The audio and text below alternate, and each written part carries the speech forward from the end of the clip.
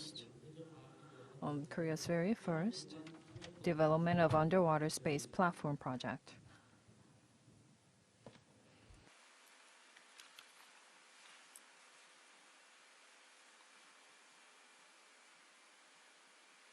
안녕하세요.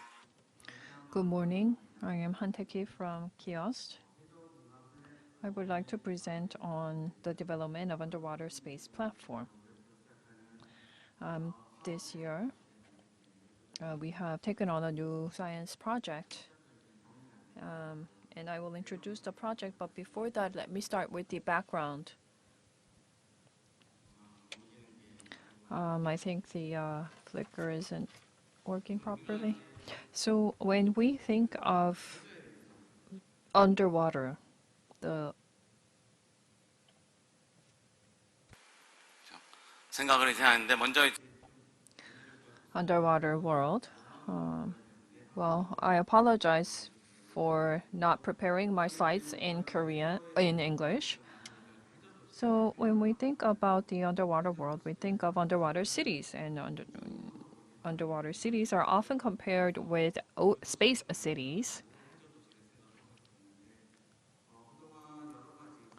And so far, many films have showed, and animated films have showed space cities and underwater cities. Space cities are bright and pioneering and adventurous, but underwater cities seem very horrific and depressive. That may be because for space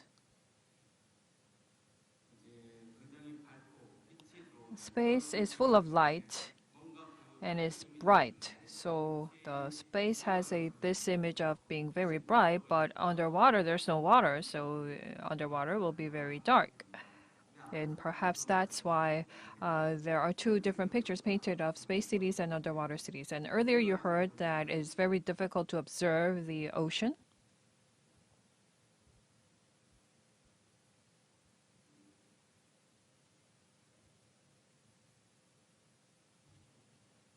잘 안 넘어가네요. I can't seem to be controlling this, but comparing the underwater versus the space, the space is a world of light, whereas the ocean is a world of darkness.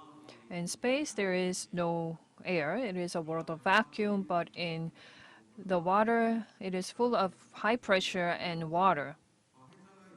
In the space, there's no gravity, but in the ocean, deep down, there will be low temperature. In space, there's very high temperature where there is light and very low temperature where there are none. So both worlds are very extreme.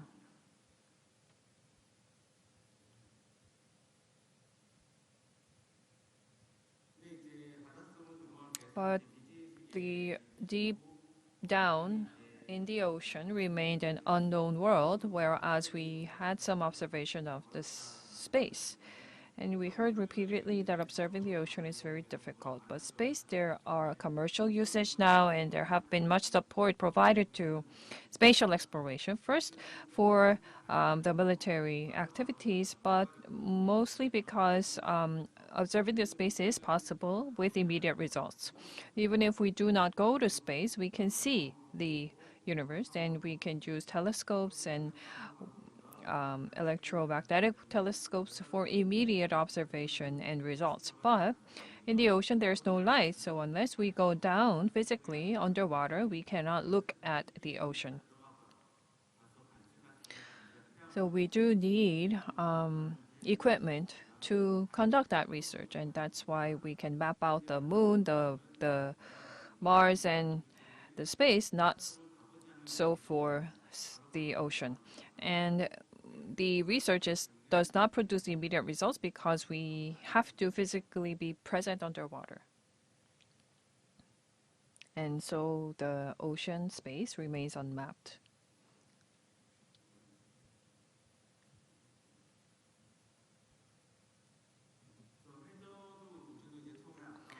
So both for space and ocean, the beginning was military.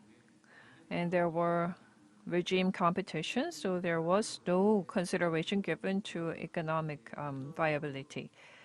But now space has reached the commercial stage, but for ocean, that's not the case.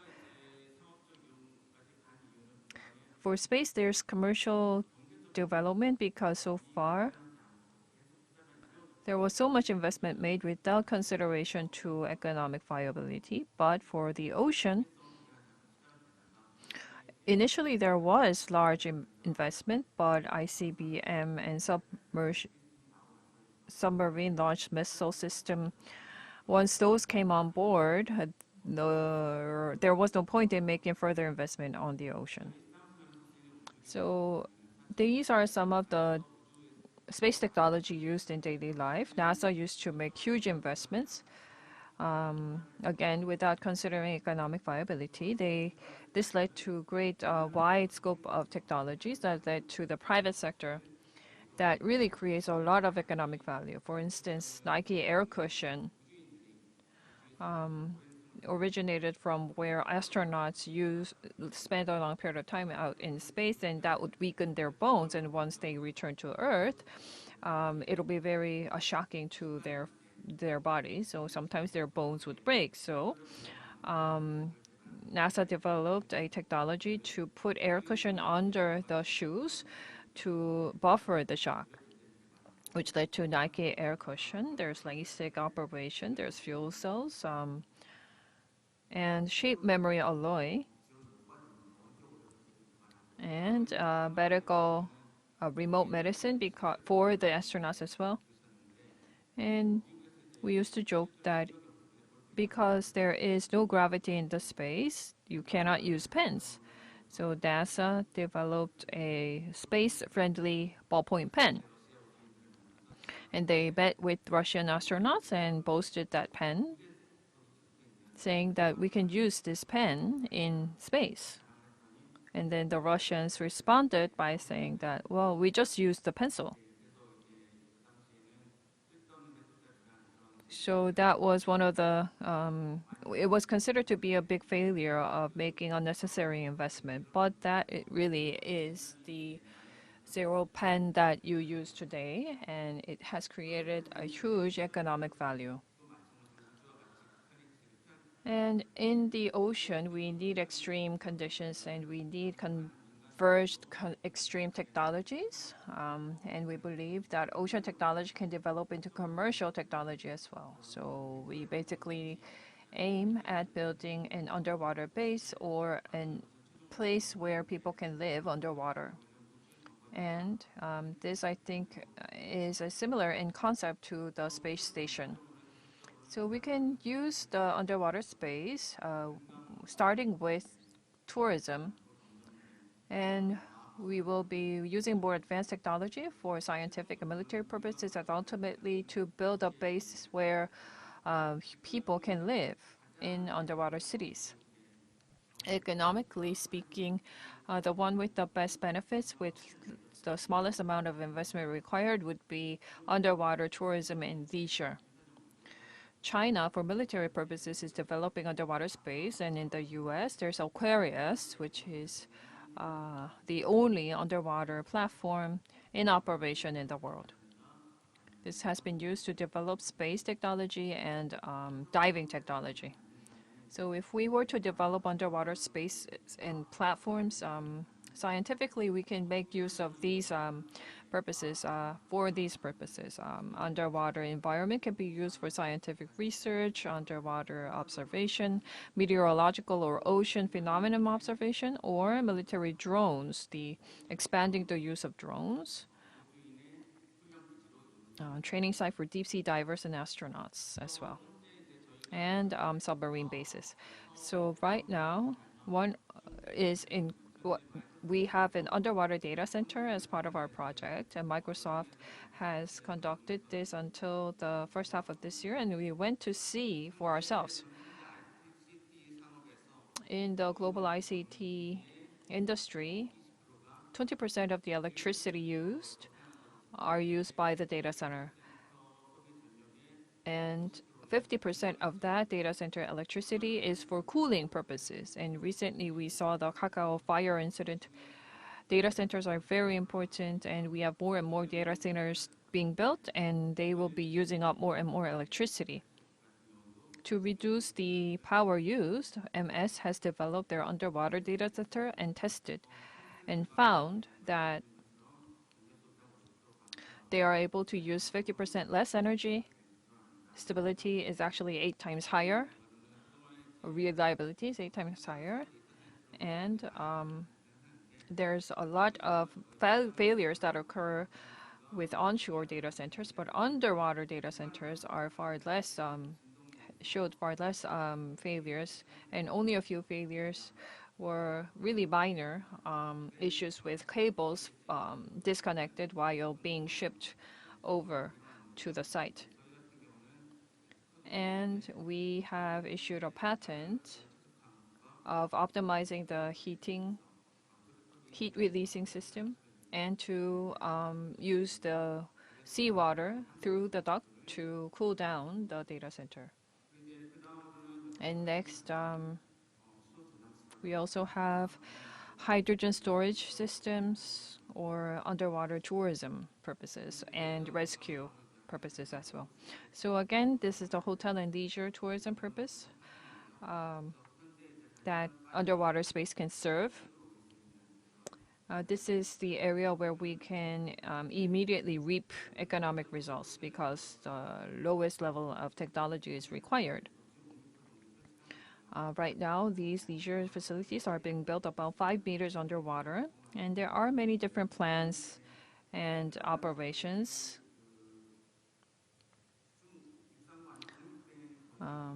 Some are completely independent from shore, some are connected.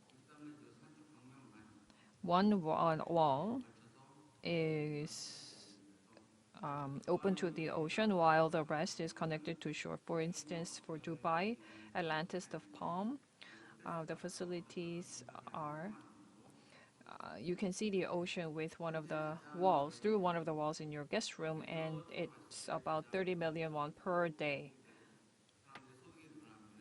Higher the income, better the technology, then people will move further out into the ocean for more expensive experience. That means higher the people's income, the more advanced hotels, luxurious hotels will be sought after. And currently, oil and gas is the largest ocean industry, but leisure and hotels will eventually surpass oil and gas. So this is how you classify the underwater structures in terms of technological development and the purposes they serve. So based on the energy and space, whether they are independent or connected to the shore, there are 4 types. The lowest level of technology can be found in type 1, where energy is connected to shore and the space is also connected to the land. This would be hotel and leisure side. The most technologically advanced type would be type 4. This will mostly be like a submarine. The current project is in type 1 and it reaching all the way to type 4. Type 1 is in the So type 2 is the first level of our research where spatially the base is connected to land and energy-wise, independent from land, energy-wise it is connected. So there have been many different research all the way from the military purposes to today. And it all began with submarine research and developing space technology. In days and months, they have run and they have been fully decommissioned. And another key point is that not the air pressure, but water pressure was used for these bases because the purpose of building these facilities was to develop diving technology and how long divers could dive. Aquarius is the only remaining lab But our purpose is slightly different. We want to look at how underwater people could live in the same conditions as onshore. We want to create that same condition underwater. So we use air pressure, not the water pressure, in our space, the platform that we are building. So using air pressure in the underwater lab would be built for the first time in the world once we build it. Aquarius is again remaining, and as you can see here, it is open to the general public. It used to be operated by NOAA, but that has been transferred to the University of Florida. And in summer, we will be going there and signing an MOU. It takes $2,000 to enter Aquarius. And there are many YouTube videos featuring Aquarius. And these are some of the considerations we need to give when planning underwater platforms and what technologies will be needed. Site selection and construction technologies. There were a number of equipment that you saw earlier. There will be survey equipment for site selection. There will be construction technologies and equipment for the actual construction, and life support equipment, rescue equipment, creation equipment, residential equipment, and energy supply equipment as well. So let me end my presentation with this video. Could you bring down the volume on the video a little bit?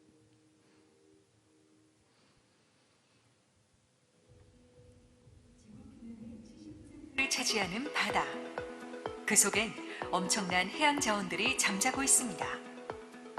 육상 자원의 고갈로 인해 세계 각국은 해양 자원 개발을 서두르고 있으며 환경 오염, 인구 증가, 해수면 상승 등에 대비한 해저 주거 공간 확보에 눈을 돌리고 있습니다.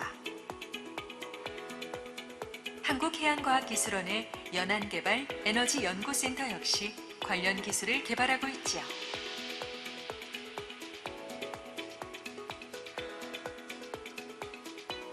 한국해양과학기술원이 2026년까지 1단계로 건설할 한국형 해저공간 플랫폼은 수심 30m에 1562 입방미터 규모로 건설되어 3명의 연구원이 최대 28일간 체류할 수 있는 다목적 소형 해저공간 구조물입니다. 현재 유일하게 운영되고 있는 미국의 아쿠아리우스 기지가 수심 18m임을 감안하면 보다 진보된 시설이라 할 수 있죠. 한국형 해저공간 플랫폼은 확장 가능한 모듈형으로서 메인 모듈을 중심으로 거주 모듈, 잠수 챔버 모듈, 그리고 해저 데이터 센터 모듈이 연결된 형태로 구성됩니다. 각 모듈은 높은 수압을 견딜 수 있는 쇠 형태로 제작됩니다. 강철 소재의 외벽과 고강도 플라스틱 수지인 메타크릴 수지 글라스를 활용해 내구성을 극대화하죠. 전력은 해저 케이블을 통해 육상으로부터 공급받으며 에너지 저장 장치인 ESS 비상전원을 운영합니다.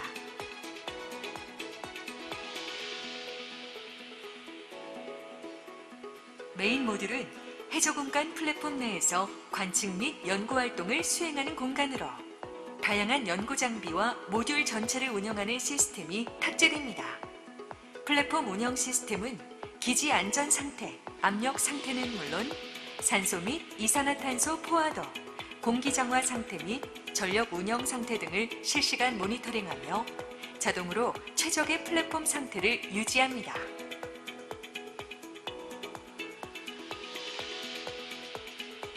거주 모듈은 연구원들의 쾌적한 생활 환경을 제공하는 한편 해저 공간에서의 주거 환경에 대한 과학적인 데이터 수집을 위해 운영됩니다. 이렇게 수집된 데이터는 향후 해저 레저 시설 및 해저 도시 건설과 운영에 활용될 예정이죠.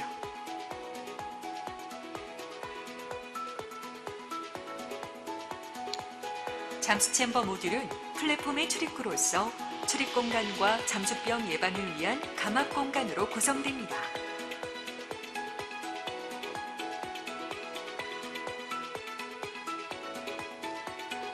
인간의 출입뿐만 아니라 플랫폼 내 필요한 식량 및 생활용품의 공급 및 폐기물 수거를 위한 기능을 수행하며 감압 챔버는 잠수병 치료와 연구를 위한 시설로도 활용될 예정입니다.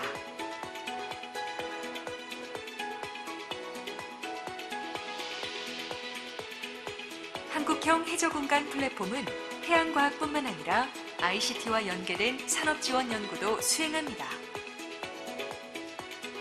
데이터 센터 모듈은 최근 주목받고 있는 해저 데이터 센터 구축 및 운영을 위한 기반 연구에 활용됩니다.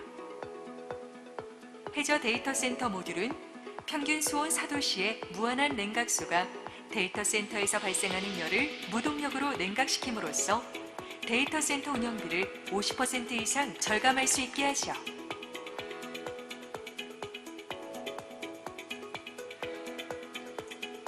한국형 해저공간 플랫폼은 육상에서 제작된 모듈을 해저에서 조립하는 방식으로 건설되는데 수중 로봇을 적극 활용하여 극한의 작업 조건 속에서도 건설과 유지보수 작업을 신속하고 정확하게 수행합니다.